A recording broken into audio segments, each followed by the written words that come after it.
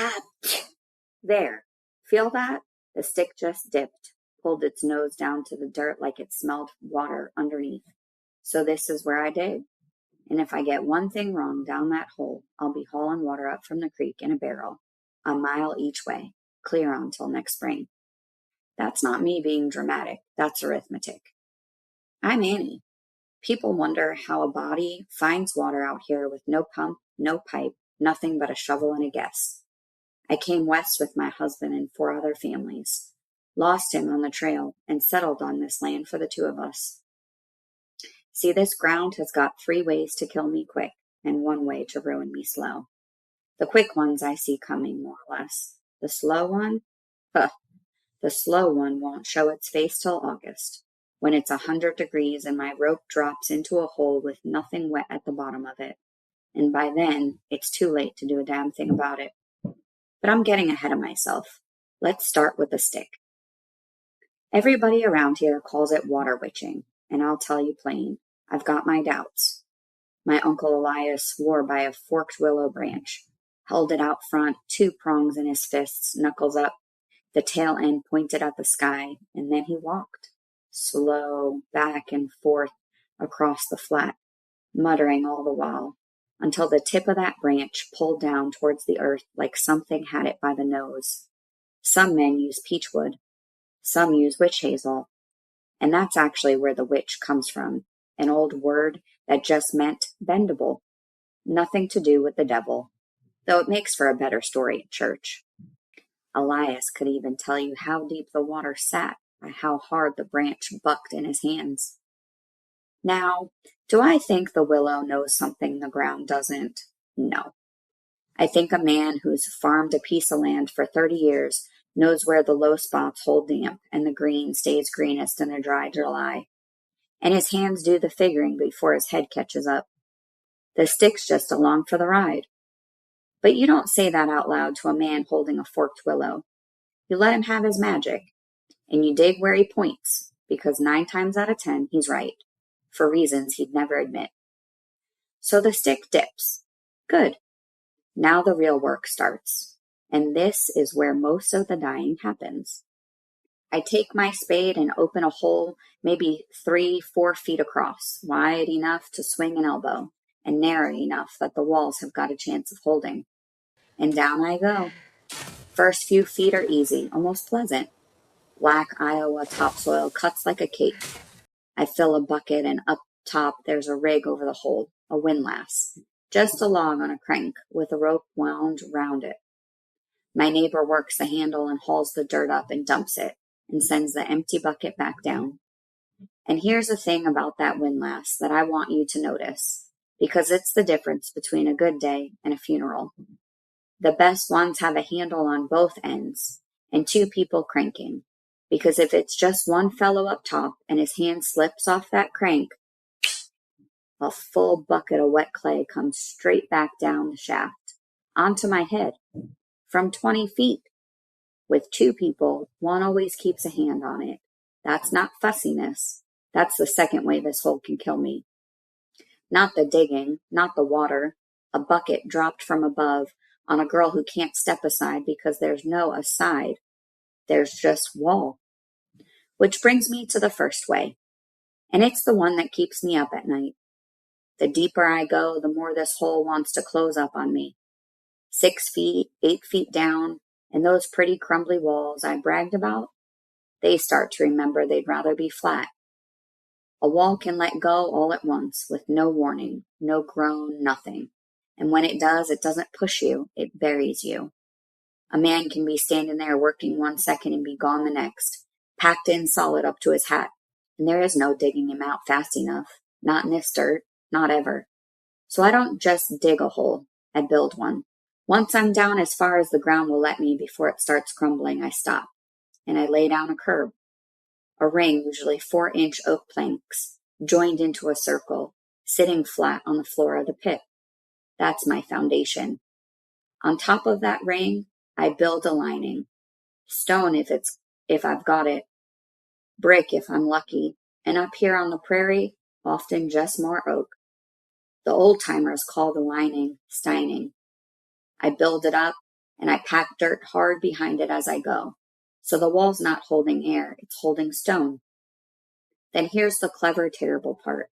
I dig out the floor underneath that ring, and the whole stone lining sinks down under its own weight, a little at a time, chasing me deeper. I lay another ring at the new bottom, build up to meet the first, and down it sinks again.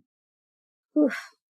It is exactly as slow as it sounds, but a lined well doesn't cave. An unlined one is just a grave you dug on purpose and haven't fallen into yet. I cut footholds into the wall as I go, too, little notches so I can climb instead of dangling off that rope like a spider over a lantern. Walls have been found that footholds cut 200 feet down. 200! I have no intention of going 200 feet down. If I have to go that deep for water on this land, I've bought the wrong land. Now, you'd think the walls and the bucket falling would be enough for one hole in the ground to threaten a person with. You'd be wrong, because the third way is the one you can't see, can't smell, and don't feel coming until you're already on the floor of the well with your cheek in the mud and no idea how you got there. It's the air. Down at the bottom of the deep hole, the good air doesn't always follow you.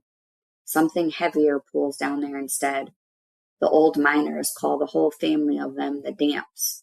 And the worst of the common ones just quietly shoves the breathable air out of the way and takes its place. You can't taste it. There's no stink to warn you. You just get a little drowsy, a little stupid, think you're only tired, and then your knees fold, and you don't get up.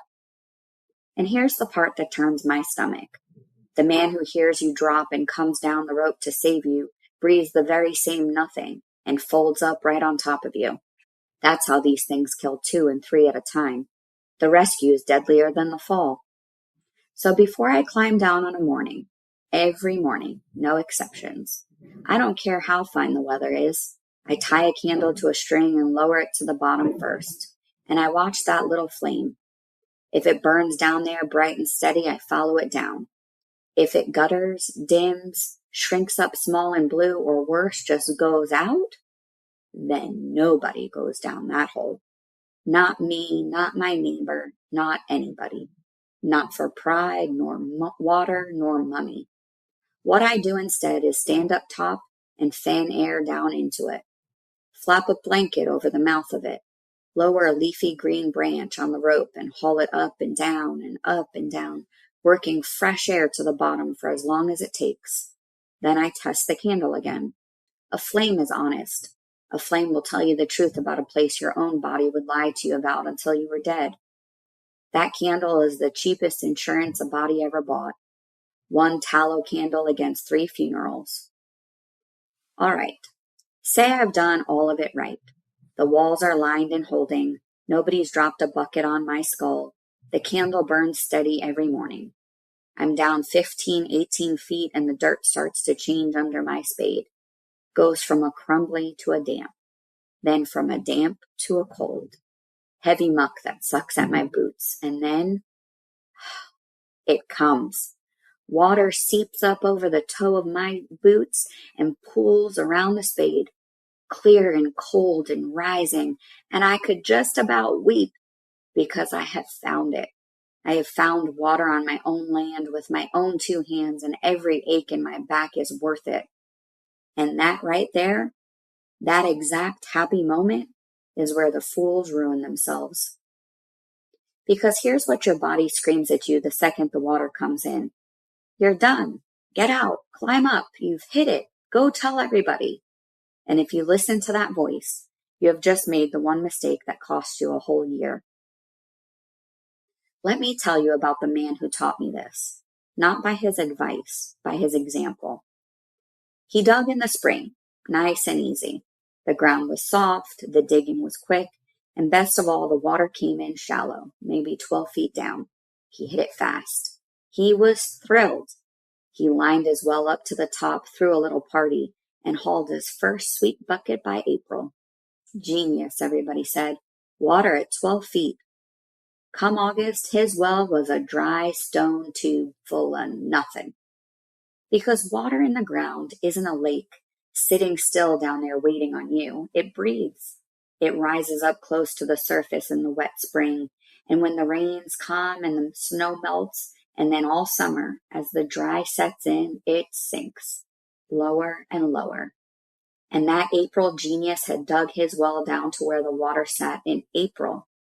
He never went below where it would sink to in August. So when the water table dropped in the heat, right when he and his stock needed it most, right when the creek was low too, it dropped clean past the bottom of his beautiful lined well and kept on going. And there was not one thing he could do. You can't easily dig deeper once you've stoned the whole thing up over your head. He hauled water from the creek in a barrel for the rest of that summer and the fall, and waited on the rains to bring his water table back up. A whole year. Near enough living beside a well full of dry rock. So that's why I'm not digging in April. I'm digging now. In the dry end of the summer when the ground is hard as sin and the digging is miserable and every foot fights you. On purpose. Because right now the water table is sitting at its very lowest mark of the whole year. Which means when I hit water in this heat, I know it's water that stays. It's the honest number. It's the floor, not the ceiling. And even then, even after I hit it in the dry, I don't stop. That's the last trick. And nobody tells you this one either. When the water comes in, I keep going down. A good feet below where it first seeped in, and right at the center of the bottom, I scoop out a deeper little pocket, a sump, a well within the well. So that even in the worst drought August this prairie can throw at me, there's a reserve of cold water pooled in that sump, waiting, below the line where any sane person would have quit. That's the whole secret. Not the witching stick, not the stone, not even the candle. God bless it. It's when you dig and how deep you're willing to go after your back is already broke and your body is begging you to climb out. The man who quit at first wet boot in April spent a year hauling barrels. Me?